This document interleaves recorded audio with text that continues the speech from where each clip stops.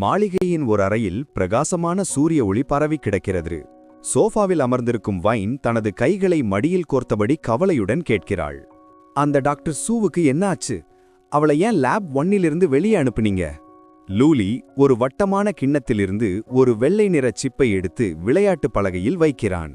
ஒரு புதிய வியூகத்தை உருவாக்கும்படி தனது இன்னொரு கையில் கருப்பு நிற சிப்பை வைத்திருக்கும் அவன் முன்னோக்கி சாய்ந்து தனது தாடையை தடவியபடி சொல்கிறான். என் கூட ஒத்துழைக்க நினைக்கிற எல்லாரையும் நான் வரவேற்கிறேன் வைன். ஆனா இந்த மனுஷன் நான் கொடுத்த வாய்ப்பை மறுத்துட்டான். லூலி அந்த சிப்பை தன் விரல்களுக்கிடையே பிடித்து ஆட்டக்களத்தில் மெதுவாக இறக்குகிறான். அவனை முக்கியமான இடத்திலிருந்து வெளியேற சொன்னது ஒரு லாஜிக்கலான முடிவுதான். இது ஒரு நேர்மையான டீல். அதனால இத பத்தி கவலைப்பட எதுவுமே இல்ல என்று அவன் நிதானமாக கூறுகிறான். வைன் அவனை ஒருமுறை நிமிர்ந்து பார்த்துவிட்டு, நீங்க சொல்றது சரிதான் லூலி, இது சரியான முடிவுதான். நம்மளோட இந்த ப்ராஜெக்ட் ரொம்ப ரகசியமா இருக்கணும். அதுக்கு நம்ம கூட கடைசி வரைக்கும் வர்றவங்க மட்டும்தான் தேவை. பாதியிலேயே தயங்குறவங்களே நம்மால பயன்படுத்த முடியாது என்று கூறுகிறாள். லூலி அந்த விளையாட்டு பலகையையே உற்று பார்த்தபடி இன்னும் சற்று முன்னால் சாய்ந்து சொல்கிறார். லூலி அந்த சிப்பை தன் விரல்களுக்கிடையே பிடித்து ஆட்டக்களத்தில் மெதுவாக இறக்குகிறான். அவனை முக்கியமான இடத்திலிருந்து வெளியேறச் சொன்னது ஒரு லாஜிக்கலான முடிவுதான் வைன். சரியான இடத்தில் சிப்பை வைத்துவிட்டு, இது ஒரு நேர்மையான டீல், அதனால இதை பற்றி கவலைப்பட எதுவுமே இல்லை என்று அவன் நிதானமாக கூறுகிறான். வைன் அவனை ஒருமுறை நிமிர்ந்து பார்த்துவிட்டு, நீங்க சொல்றது சரிதான் லூலி, இது சரியான முடிவுதான். கடைசியில பார்த்தா நம்மளோட இந்த பிரம்மாண்டமான ப்ராஜெக்ட் ரொம்ப ரகசியமா இருக்கணும். அதுக்கு நம்ம கூட கடைசி வரைக்கும் வர்றவங்க மட்டும்தான் தேவை. பாதியிலேயே தயங்குறவங்களை நம்மால பயன்படுத்த முடியாது என்று கூறுகிறாள். லூலி அந்த விளையாட்டு பலகையையே உற்று பார்த்தபடி இன்னும் சற்று முன்னால் சாய்ந்து சொல்கிறார். விஸ்வாசம் என்பது ஒரு விலை உயர்ந்த பொருள் வைன். அதை எல்லாராலையும் கொடுக்க முடியாது. அந்த டாக்டர் சூ ஒரு திறமையான ஆள்தான். ஆனா அவரோட பயம் அவரோட திறமையை விட பெருசா இருக்கு. நமக்கு தேவையானது பயமில்லாத வீரர்கள், வெறும் வேலையாட்கள் இல்லை. அவன் தனது கையிலிருந்து அந்த கருப்பு சிப்பை ஆட்டக்களத்தின் மைய பகுதியில் அழுத்தி வைத்துவிட்டு தொடர்கிறான். அந்த பொண்ணும் மற்ற உதவியாளரும் மாத்திரையை விழுங்கின அந்த நிமிஷமே அவங்க தங்களை இந்த ப்ராஜெக்டுக்கு அர்ப்பணிச்சிட்டாங்க. இப்போ அவங்க நம்மளோட நிழல்கள். அவங்க மூலமா நாம் அடைய போற வெற்றி இந்த உலகையே ஆச்சரியப்பட வைக்கும். இருந்தாலும் இப்போதைக்கு அவங்க எல்லாம் ஒழுங்க அமைப்பா இருந்தாலும் சீக்கிரமோ அல்லது கொஞ்ச நாள் கழிச்சோ நாம விரிவடைய வேண்டியிருக்கும் என்று லூலி தொடர்ந்தான். எதிர்காலத்துல அப்படி நடக்கும்போது நம்ம ஆட்கள் மேல இருக்கிற கண்காணிப்பு ஒருபோதும் குறையாது. விளையாட்டு பலகையின் பெரும் பகுதி இப்போது கருப்பு மற்றும் வெள்ளை நிற சிப்களால் நிறைந்திருந்தது. அவை பலவிதமான சிக்கலான வியூகங்களில் அடுக்கப்பட்டிருந்தன. அந்த சிப்களை ஒரு முறை பார்த்தவன், சொல்லப்போனா போக போக அந்த கண்காணிப்பு இன்னும் பலமானதான் ஆகுமே தவிர குறையாது என்று கூறினான். மெதுவாக தனது தலையை திருப்பி லூலியை பார்த்த லூலி, இத பத்தி உன்னோட கருத்து என்ன என்று அவளிடம் கேட்டான். மேஜையிலிருந்த அந்த விளையாட்டு பலகையை வெயின் மௌனமாக பார்த்தாள். அதில் காய்கள் ஒன்றையொன்று சுற்றி வளைத்திருந்த விதம் ஒரு சிலந்தி வலையைப் போல தெரிந்தது. பிறகு மெதுவாக தனது கண்களை உயர்த்தி லூலியை பார்த்தவள், உங்க முடிவுதான் சரி லூலி. ஒரு பெரிய சாம்ராஜ்யத்தை கட்டும்போது விசுவாசத்தை விட கண்காணிப்புதான் அந்த அமைப்பை பலமா வைக்கும். அந்த பயம் அவங்க கிட்ட எப்பவும் இருக்கணும் என்று பதிலளித்தாள். வைன் இப்போது லூலியிடம் அவர்களது இரகசியத் துறையில் உடனடியாக செயல்படும்படி அறிவுறுத்தினாள். தனது பற்களை கடித்தபடி புருவங்களை சுருக்கி அவள் சொன்னாள், இன்னும் சொல்லப்போனால் நாம அதிகாரப்பூர்வமான நடவடிக்கைகள் மற்றும் இரகசிய நடவடிக்கைகள் என இரண்டையும் ஒரே நேரத்தில்தான் முன்னெடுத்து செல்ல வேண்டும்.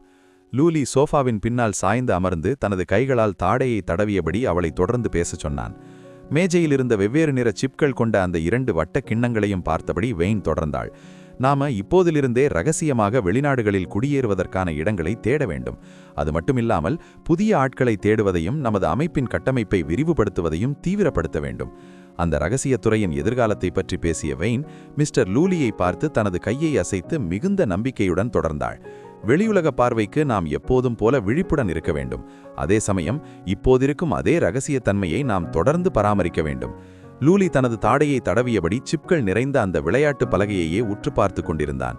வெயினின் வாழ்த்தைகளை கவனித்தபடி இருந்த அவனிடம் அவள் மேலும் சொன்னாள், நாம ஏற்கனவே அரசாங்கத்தின் கவனத்திற்கு ஆளாகிவிட்டோம் என்பதை மறந்துவிடக்கூடாது. அதனால் எந்த ஒரு அசம்பாவிதமும் நடக்காமல் தடுக்க முதலில் ஒரு இரகசிய பாதுகாப்பு படையை உருவாக்க வேண்டும் என்று நான் உங்களுக்கு ஆலோசனை கூறுகிறேன். வைன் மிகுந்த நம்பிக்கையுடன் லூலியை உற்று பார்த்தபடி சொன்னாள், மிஸ்டர் லூலி, நீங்க உங்களோட அபூர்வ சக்திகளை பயன்படுத்தி ரொம்ப குறுகிய காலத்துல நம்மளோட பலத்தை பல மடங்கு அதிகரிக்க முடியும். அவளுடைய வார்த்தைகளை தனது மூளைக்குள் அசை போட்ட லூலியின் முகத்தில் ஒரு குரூரமான புன்னகை அரும்பியது. காலத்தை ஒரு கருவியாக பயன்படுத்தி ஒரு சூப்பர் சோல்ஜர் படையை உருவாக்கினால் என்ன என்ற எண்ணம் அவனுக்குள் ஓடியது.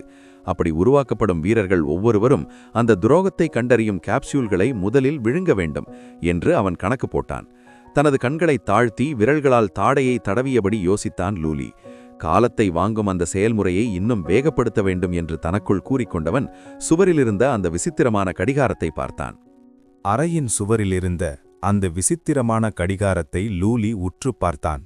அவனிடம் இருக்கும் காலத்தின் அளவு அதிகரிப்பது என்பது வெறும் வாடிக்கையாளர்களிடமிருந்து பெறுவதை மட்டும் சார்ந்ததல்ல என்பதை அவன் உணர்ந்தான். அதைவிட இப்போது அவனை அதிகம் கவலைப்பட வைப்பது வேறொன்று, தனது சொந்த சக்திகளில் ஏற்பட்டு வரும் மாற்றங்கள்.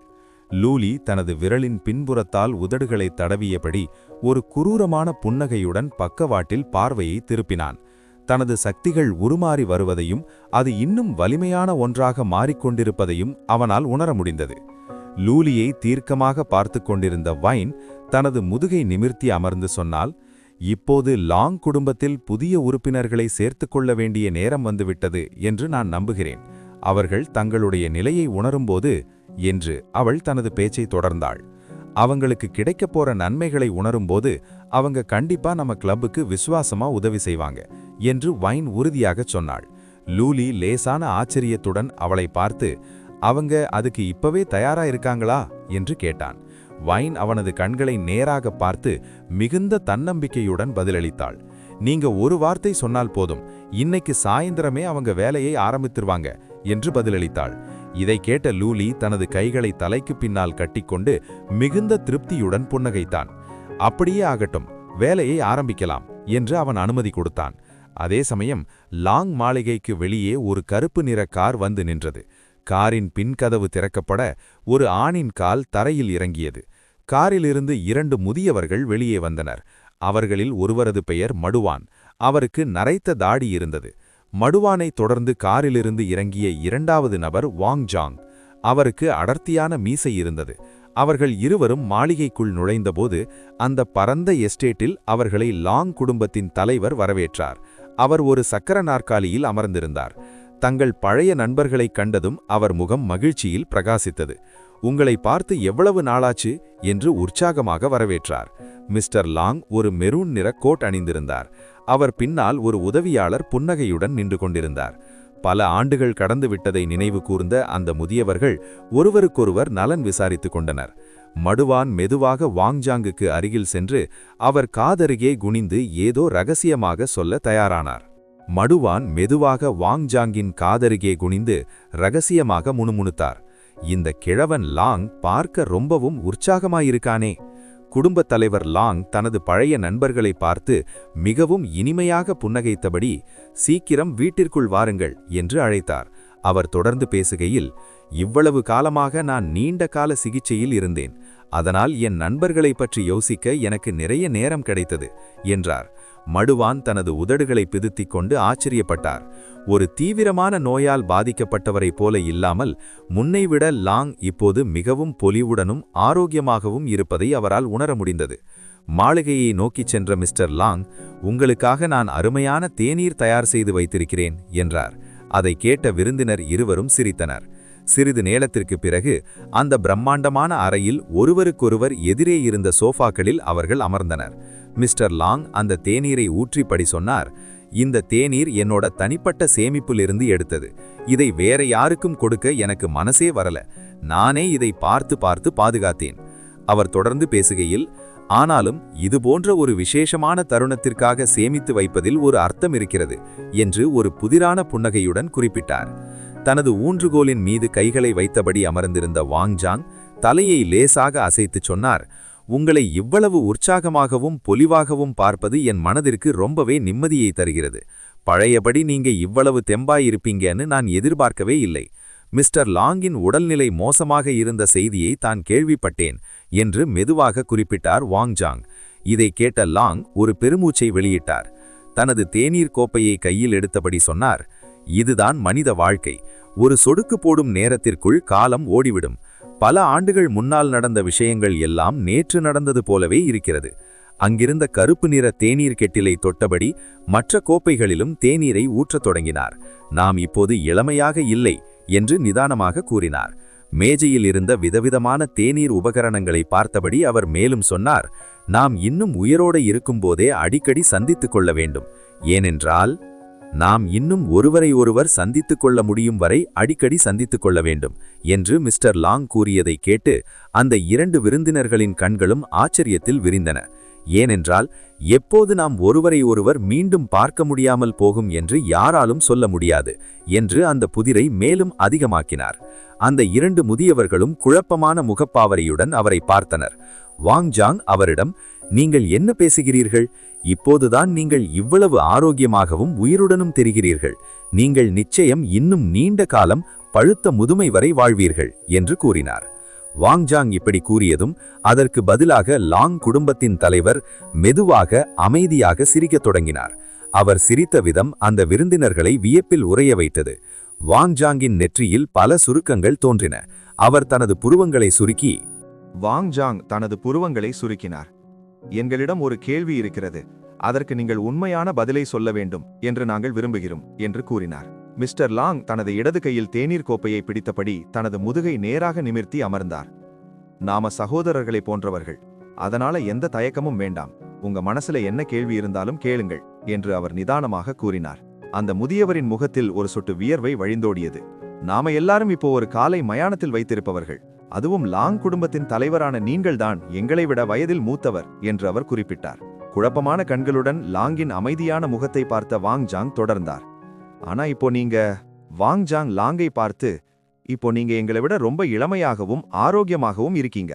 இதை நீங்க எப்படி சாதிச்சீங்கன்னு தெரிஞ்சுக்க நாங்க ரொம்ப ஆர்வமா இருக்கோம் என்று தனது நீண்ட நாள் சந்தேகத்தை கேட்டுவிட்டார். மிஸ்டர் லாங் கையில் இருந்த கோப்பையை மெதுவாக மேஜையில் வைத்தார். நான் இன்னும் சில ஆண்டுகள் கூடுதலாக வாழ்வேனா என்று தெரிந்து கொள்ளத்தான் நீங்கள் இவ்வளவு ஆர்வமாக இருக்கிறீர்களா என்று கேட்டார். அவரது உதட்டின் ஓரங்களில் ஒரு மெல்லிய புன்னகை அரும்பியது. இதை பற்றி நீங்கள் அதிகமாக கவலைப்படுகிறீர்கள் என்று நினைக்கிறேன் என்று அவர் தனது விருந்தினர்களிடம் கூறினார். அந்த முதியவர்கள் இருவரும் மிகுந்த கவலையுடன் அவர் சொல்வதை கவனித்தனர். என் பிள்ளைகள் என்னை நன்றாக பார்த்துக் கொள்கிறார்கள், அவ்வளவுதான் என்று சாதாரணமாகச் சொன்னவர் பிறகு குரலை தாழ்த்தி மிகவும் ரகசியமாகச் சொன்னார். ஒருவேளை இதற்கு காரணம் அதிர்ஷ்டம் அல்லது வேறொரு சக்தியாக கூட இருக்கலாம். ஒருவேளை சாவாமையே அதற்கு காரணமாக இருக்கலாம் என்று கூறிவிட்டு சட்டென்று பேச்சை நிறுத்திவிட்டு உரக்க சிரித்தார். நான் ஏதோ உளறிக் கொண்டிருக்கிறேன், இதற்கெல்லாம் காரணம் மன உறுதி மட்டும்தான் என்று கூறி மழுப்பினார். ஆனால் அவர் சாதாரணமாக சொல்லிவிட்டு சென்ற அந்த சாவாமை என்ற வார்த்தை வந்திருந்த விருந்தினர்களின் காதுகளில் இடியென விழுந்தது. அவர்கள் இருவரது கண்களும் ஆச்சரியத்தில் விரிந்தன. தங்கள் நண்பர் சாவாமையை பற்றி ஒரு சிறு குறிப்பை கொடுத்ததை எண்ணி அவர்கள் இருவரும் ஒரே நேரத்தில் திகைத்தனர். மடுவான் தனது தலையை உயர்த்தி சற்று உரத்த குரலில் லாங்கிடம் சொன்னார், எங்களிடம் இப்படி விளையாடாதீர்கள். உங்களை பார்த்தால் இது ஏதோ மன உறுதியால் வந்த மாற்றம் இல்லை என்பது எல்லோருக்கும் வெளிப்படையாக தெரிகிறது. மிஸ்டர் லாங்கின் அந்த மர்மமான முகத்தை பார்த்தபடி அவர் தொடர்ந்தார். உங்களுடைய இப்போதைய இந்த நிலைமை முன்னைவிட முற்றிலும் வேறாக இருக்கிறது. 100 வயதை கடந்த ஒரு மனிதரைப் போல நீங்கள் தெரியவே இல்லை என்று மடுவான் அழுத்தமாக கூறினார்.